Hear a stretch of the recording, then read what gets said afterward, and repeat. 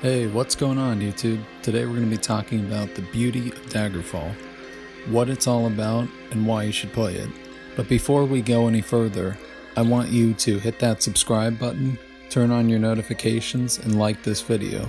I also appreciate if you comment because it'll make the discussion and what we learn from the video more interesting. So let's talk about Daggerfall. What does it have that you may enjoy? Well, it has customized classes in which you can preset the advantages and disadvantages you have. This leads to characters that can be absurdly overpowered, or characters that have life artificially hard for a challenge run. Now, if you think about this, there are ways in other games where you can make life artificially hard for yourself. Like in Oblivion, you can only go naked and just punch people, and that's kind of a weak strategy later on in the game. Moreover, you can also not level up your endurance adequately and be running around with low health. So that is one way that other games do provide the ability to play in an exceptionally hard fashion, and really just the tools that you use and the strategies you use can make for an extra challenge. Conversely, you can also break your character with the right combination of spells, magical ability, and your enchantments, and subsequently you have a character in Skyrim that might be broken without even doing something like the Fortify Restoration glitch. But in Daggerfall, irrespective of your enchantments, which can be very powerful, you have the ability to start out and make your character absorb all spells up until he has full magicka, meaning any offensive spell used against you will have its damage negated, and there will be no damage from that magic spell. You simply absorb it. Oftentimes you cannot absorb paralysis, and you can have weakness paralysis, and if you're playing a melee playstyle, this is going to be annoying. If you choose a high elf, you can be completely immune to this, and there are other ways you can get some paralysis immunity. But this is a very powerful ability that will allow you to completely be immune to magic up until your magic is full. I understand that there is a way you can prevent magicka regeneration in places like that are dark. Therefore, you can have a character that never has his magicka filled, and you can be a tank that is immune to magicka. So, right from the get-go in this game, there are many ways that your building of your character allow you to be overpowered or to an exceptionally bad start, and that sort of thing serves role-playing. Maybe you want to role-play a character that's got, he was born with brittle bones or some horrific malady to befall him. You can do that. Or you can play a character that has an exceptional attunement to magicka, and you could mix and match and customize as weak or as powerful you want to be. It's almost ridiculous and broken that you can give yourself these overpowered advantages and build them as you please, but as I said before, Daggerfall is a different kind of RPG. Daggerfall has spells for the ability to levitate and fly in the air. Now, Morrowind did have this ability as well, and they since removed it from the games with Oblivion and Skyrim because of the technical issue of wanting to put their big cities in different cells. The problem with that is that if you scale over the walls of a city, which you can do in Oblivion easily, you will see the cell that you're in is embodying the whole world space of Skyrim, but it's empty because it's not the Skyrim cell, for example, or the Cyrodiil cell. So the problem with this is that it ends up making a very ugly world, and in Skyrim and Oblivion, there is no levitation. That was their way of dealing with this issue of wanting to have cities in different cells. Unfortunately, that takes away some of the fun for players that want strategies that are magical, that involve flying. And you would think it would make sense that a guy who can become Sheogorath could at least levitate off the ground once in a while. Or somebody who absorbs the souls of dragons might be able to fly without like an automated, non-controllable dragon riding mechanic. But in Daggerfall we do have this because the world is open and cities are connected with the outside space of the wilderness. So Daggerfall has the ability... Daggerfall also compares with Morrowind with having a good weapon variety, as you can use flails and stabs in a different sense, like a Japanese style of fighting with staves, whereas Oblivion and Skyrim, the staffs are only magical to fire magical spells as a substitute for being good at magic. But Morrowind has spears, which Daggerfall lacks. There are a variety of weapons, katanas, and the katanas are a whole class of weapon rather than being a couple rare instances of weapons that you might find in Oblivion and Skyrim from the Akaviri. And Daggerfall also has mounted combat, which we don't see again until Skyrim, where it was added in later in a patch several years after. And Skyrim's mounted combat is unwieldy and hard to aim, sometimes in games mounted combat being somewhat difficult, but having a learning curve that you can eventually master is a good thing. Daggerfall has mounted combat that's actually pretty easy to learn. Your horse moves quickly forward, however your horse also moves unnaturally fast backwards. So if you can trot in reverse after you go in and swoop in on somebody, it's to your advantage, but it's not very realistic. The side swinging movement or the strafing is pretty decent, but typically when you're fighting on horseback, you cannot swivel the camera in a direction opposite from where your horse is facing. So you have to go in and just slam your weapon right into your enemy and hope for a hit. Now, of course, you can use magical spells on a horse, and that gives you the arcane version of being like a steep warrior, but you can also use bows on a horse. My experience with bows is that sometimes they have difficulty connecting with the enemy, and altogether, if you really want a good range strategy, magic is the place to go to. You can also do levitation and magic or archery, which is a very viable strategy. You could even do levitation and melee, although it doesn't make as much of an advantage, because the whole idea of levitation is any enemy that is a melee unit in a wide open space will not be able to get you.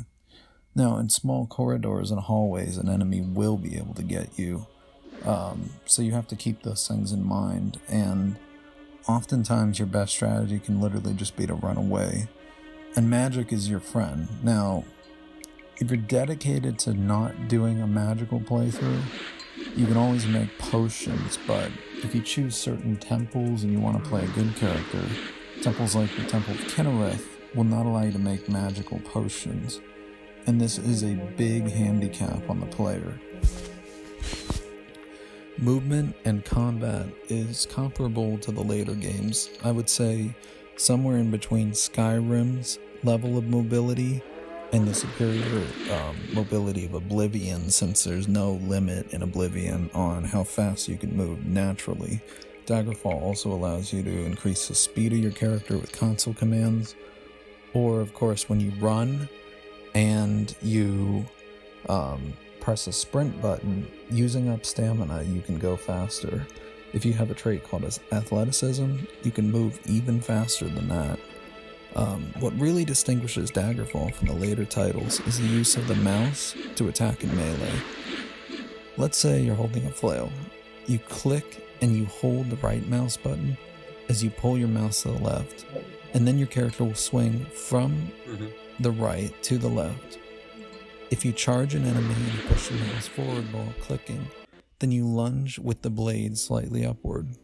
pull down, and you chop from above.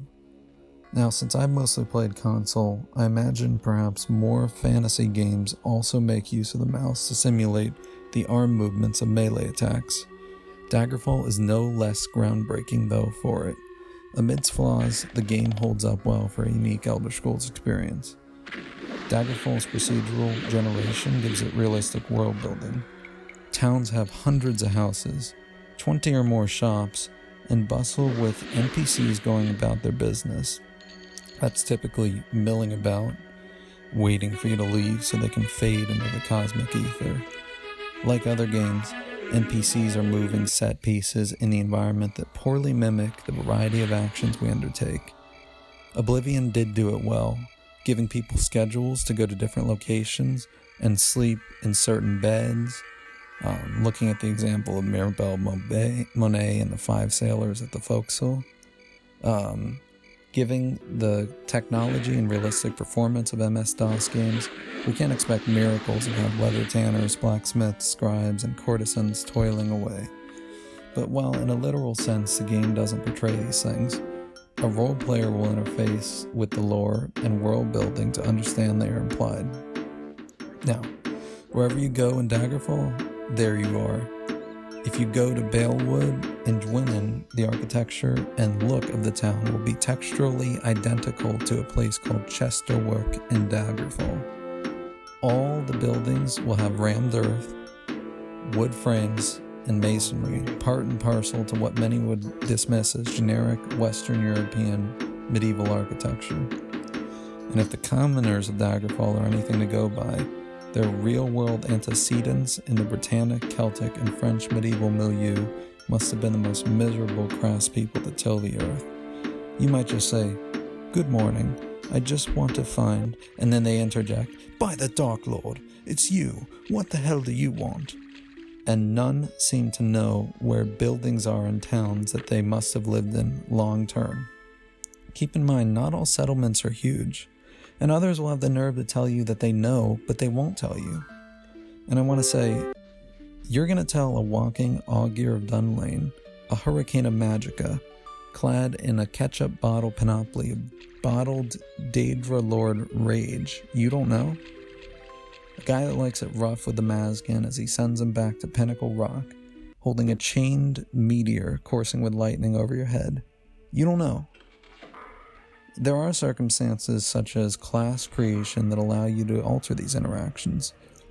Affiliation with a region's knightly order and armor enchantments will endear you to them. Peasants are still wrapped up in their own world, however, giving the cobblers a career. They don't know for sure where the umpteenth Carolira Kingsley lives. Daggerfall has varying environments for different regions. There are mountain backgrounds in Hrothgar and Dragentail, exotic plants in the southeastern Iliadic Bay, and of course deserts and palm trees in Sentinel. Houses in eastern Hammerfell have different textures in High Rock, while red-guard cities in the desert have dense apartment complexes instead of individual houses. The game does have mountains, and terrain differences are patent. The main weakness of overworld exploration is the vast emptiness of its simple generation.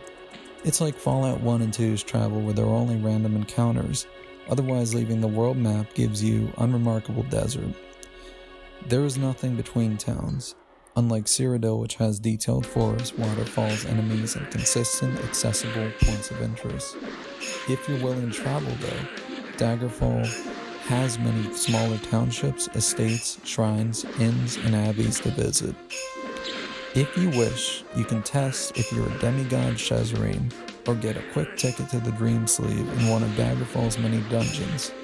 Dungeons vary in outward appearance. Some are fortresses, others caves, others still as trapdoors and ruins. All have the same labyrinthine puzzle of winding corridors, layered and snaking around each other. Some have big halls, levers with elevators, and underwater dead ends.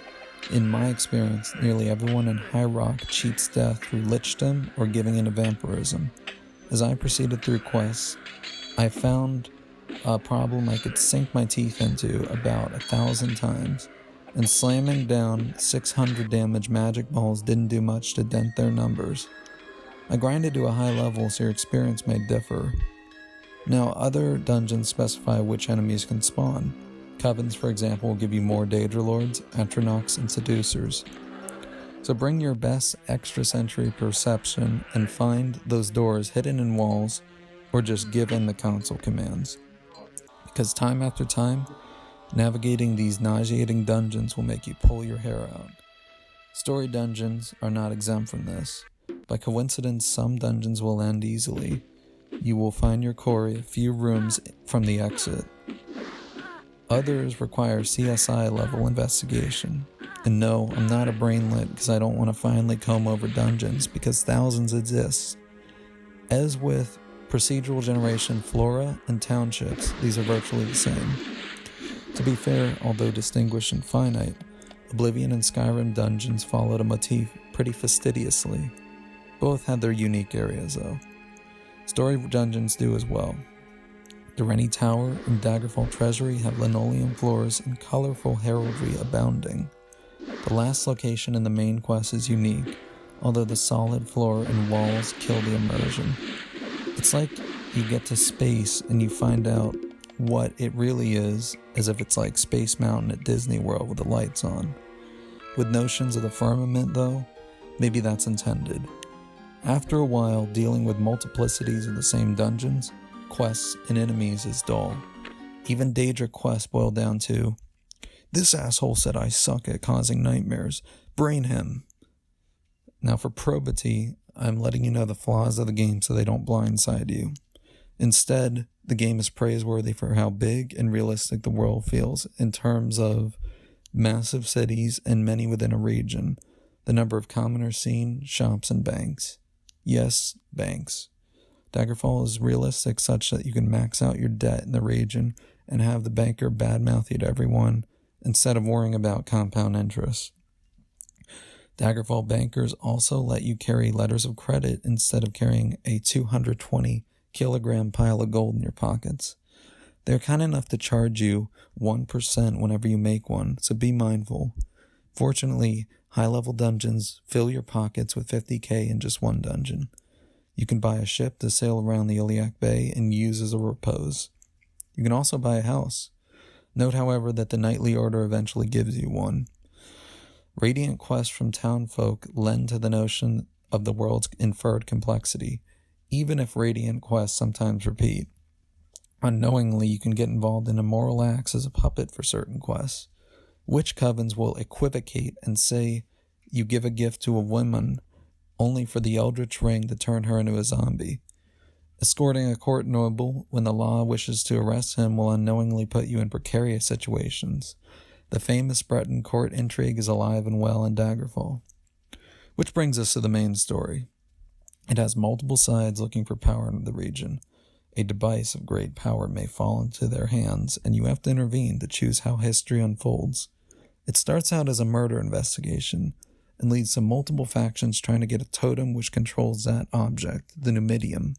It's a Dwemer artificial god with the power to negate things cosmically and interfere with the fabric of reality. One aside or curiosity I've noticed, which kind of breaks with the later games, is that northeastern Hammerfell's red guards look almost like the Bretons, and I wonder if this is the result of the Brigada assimilating the culture of the native needs there. Similar to the way Skyrim has the companions, you can choose a region to become a knight in. Unlike Skyrim, there are 10 choices.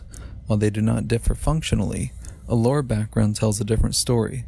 From the Knights of Laneland who subjugate the population, to the Knights of Anticlair who boast comely studs ready to show Lady Kurth a real green pact, joining one carries roleplay implications.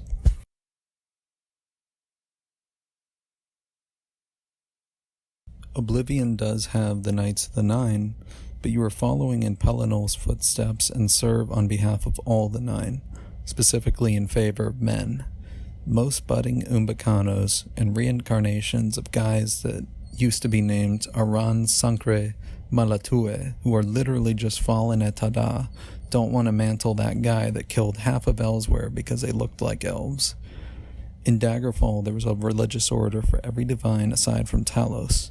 They have preferences of other factions and enemies, like the competition of Julianos priests with the democratized Mages Guild, but generally you will serve that god's sphere in an inquisitional capacity, warding off spirits, investigating heretics, and capturing powerful relics. To Daggerfall's credit, different faction quests are convincing to their faction. For example, rescuing a damsel captured by a vampire for virtuous knights, or protecting a mage in communion with Aetherius. There are more things in heaven and earth, Horatio, than are dreamt of in your philosophy. That's a quote from William Shakespeare's Hamlet. I think it ties into this game and the experience you'll get with it. The best experience or strength of Daggerfall is the intrigue that its obscurity creates. That is to say, most people have played Morrowind, Oblivion, and Skyrim while only ever meeting Bretons or hearing about the Iliac Bay in passing. One instance is a pirate in Oblivion's waterfront singing. At other times, you hear about the rich culture of High Rock, which is politically divided by feudal autonomy, and the Breton enterprising to improve one's social status. The resilience and ferocity in battle of orcs is legendary, as when in Oblivion you have to face an opponent wielding a warhammer the size of a child, as Blade Master Owen puts it. The resume of the Red Guards writes its own ticket. Not many peoples can say they sunk their own continent. Granted, Nordic tongues don't trail far behind, and tonal architects could really get Akatosh in a twist. Suffice to say, two qualities serve Daggerfall's mystery and augment the role-playing experience: the oceanic scale of the world and the generic austerity in the design of townships and dungeons. You cannot possibly visit and participate in the affairs of every settlement, so it means that the town you settle in has more value. Daggerfall only lets you own one home at a time, while later games allow you to buy multiple different regions. You could simply drift town to town like a nomad, but it doesn't change the fact that there will still be some unknown land with its own political schemes and subjects living their own lives. Ironically, the breadth of the land makes a player feel the mortal limitation of not raiding every castle, stopping every potato snatcher, and disrobing the guests of all dinner parties. Yes, you can master every guild, but peripatetically you find that you're an archmage among dozens or even thousands. You can explore every corner of Vardenfell, Cyrodiil, and Skyrim in 100 hours in comparison. The invisible walls that bound the east of Iliac Bay you won't run into without seeking them. By contrast, it's quite likely you'll faceplant some thick air while traipsing around Silorn and Cyrodiil. Although you can technically go to any of the Daggerfall towns and see that mechanically they are indistinguishable from Daggerfall and Wayrest, what's going on in a lore sense is more complex and varied than what the game engine presents. More broadly, this is the mindset that you should embody when playing any RPG like TES. The world is vast and contains more elements than what the developers could portray. I'm not discrediting the later games entirely. The focus and care that went into some of the key quest characters and locations is evident. But then you have walking phonographs like Elfina Greymane and Nazim, obnoxiously telling you how strong or elite they are. Daggerfall's commoners have had a plethora of ways to curse you out for over 20 years. And Skyrim's Jarls rule over the great holds of 30 people, ostensibly fed by a couple acres or less of farmland. The population scale of cities in later games becomes ridiculous when you clear out every respawning bandit dungeon and do it again in 3 or 30 days, and then do that a dozen times over. Assuming you actually did this, it would mean that within the universe, the bandits outnumbered law-abiding citizens several times over. This is impossible, as bandits who stay alive from stealing and marauding cannot exceed the productive population they feed on. Now you could cope and say, oh well, all the bandits in Cyrodiil raid other countries, and the combined population of Tamriel is more than them. Well, Skyrim shows Cyrodiil's not the only bandit haven, and lore-wise it's absurd that the heartland of the Empire demographically has more bandits than normal people. Such a thing will only make sense in places like Stros Makai, Bethany, or Solstheim, depending on the present conditions. Granted, you can take the same principle and say that the land is only portraying as many bandits as you kill. In the same way that there are more bandits, it's implied that there are more citizens to complement the fact that you can fight numerous bandits, that there are an uncountable number of more citizens that would have it make sense, as the lore would have it, that there's like millions of people in Cyrodiil.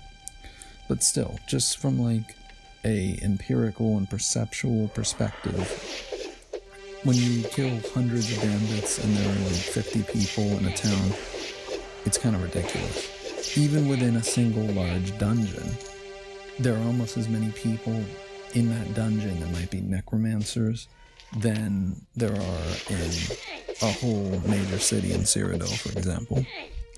Now you might say, I can browse the Imperial Library, and I can read up on all of Skyrim's deep lore about Ysgramor really being a dragon, and that Skyrim has millions of people. This is true, but the later games have very well-defined landscapes and cities within their world space.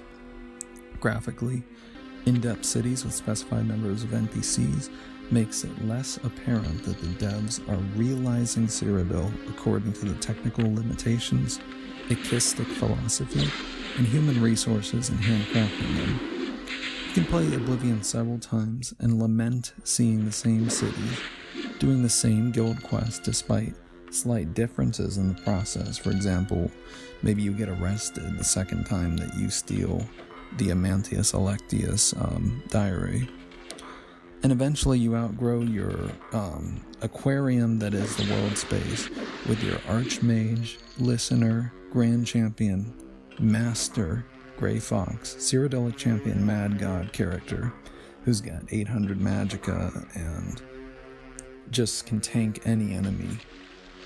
Somebody who masters all the guilds in an absurd way, owns all the houses, basically does everything to the detriment of actually having the definition, limitations, and specificity of a character, which is the essence of role-playing. In Daggerfall, you might play a Breton battle mage. I know that's a shocker. But then next time you might play a Redguard who worships Tava, and you eschew magic and fight with your fists. Still, yet another time, you might play a courtesan who worships Mephala in secret, involved in the dark plots of nobles and always furtively in the shadow of every crime scene and double-crossing. You max out Thaumaturgy to speak Daedra, and then you chill in covens with the Mazkin. Again, you can do this player-based role-playing in other games, but for example in Skyrim with Erendur, you'll always cleanse the same Nightcaller temple. In Daggerfall, you'll foil multiple heretics in your Inquisition, despite it technically being the same quest from the game engine's perspective. With Daggerfall, NPCs and towns furnish a nondescript canvas upon which you may specify the details. The game has a credible number of locations, and the Radiant world has countless ways to immerse yourself in new stories and perspectives. Now, being sent in many directions to do different instances of the same quest by distinct yet repetitive characters has a limit to its charm. My praise of the virtues of procedural generation is not an excuse for developers to minimize on variety or put less effort in handcrafted elements. I think that there is a future avenue in RPGs to use more advanced engines and end-user hardware specifications to have procedurally generated worlds that are environmentally complex and diverse with detail. Many examples of sandbox open world games like Minecraft and No Man's Sky exist with Radiant World Gen. A better experience can follow from developers having numerous elements for procedural generation to draw upon. For example, having a ruined aqueduct near a waterfall within a forest, and a dwarven barrow accessed through the hollow roots of a massive giant elder tree. In another instance, you can have an advanced elven floating city-state of glass and crystal spires appear over the sea, only to still the waters and exit by merging with its reflection. In a dynamic world, you might have a monastery nearby, and also have an included den of sorcerers who would see the same thing and take disquieted interest. The monks, incredulous of what to tell their pope, their pontifex, or they might feel epiphany at some eschatological vision unfolding. The sorcerers would be looking for a way to penetrate, manipulate, or reverse engineer the hermetic thaumaturgy those elves have made. The 1996 Microsoft DOS could only provide a world with polygon mountains, cookie-cutter cities, and sparse trees among empty fields. So much more is possible now. You can start out with a basis of how large a world will be, how many settlements there are, what potential generation styles these settlements take, and what variety of landscapes and exploration elements like dungeons will exist in the world. You could also specify what features are persistent in procedural generation, like how the continent or the nation's geography will look. Or are biome locations fixed but dungeons not? Or is everything random save the main story and cities? I think you could repeat this in different games and adjust the textures for other genres like sci-fi. The cornerstone of such a game would be a handcrafted number of settlements, characters, and dungeons. These cities would be capitals and county seats with memorable characters and possibly unique architecture to distinguish them. Having a persistent main world that is extended and complemented by procedural generation, hinterlands, and subject principalities would maximize role-playing potential in CRPGs. Provided that the generated quest conversation and personalities of radiant characters interface well with a static world, the game would be a better value and touch on more possibilities. Daggerfall was a step in the right direction for this kind of game, which has a foundation in intentional, human-made content, and exploratory, simulative, and role-playing extension in procedural generation.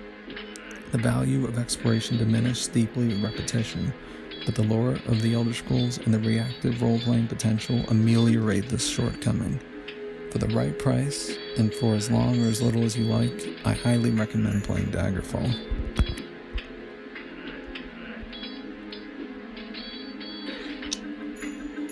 If you made it with me up to here, and you're still interested in Daggerfall, it's worth noting that some of the former developers of Daggerfall and other Elder Scrolls games, namely Julian LaFay and Ted Peterson, are working with a company called Once Lost to develop a new RPG that is supposed to be a spiritual successor to the game known as Wayward Realms.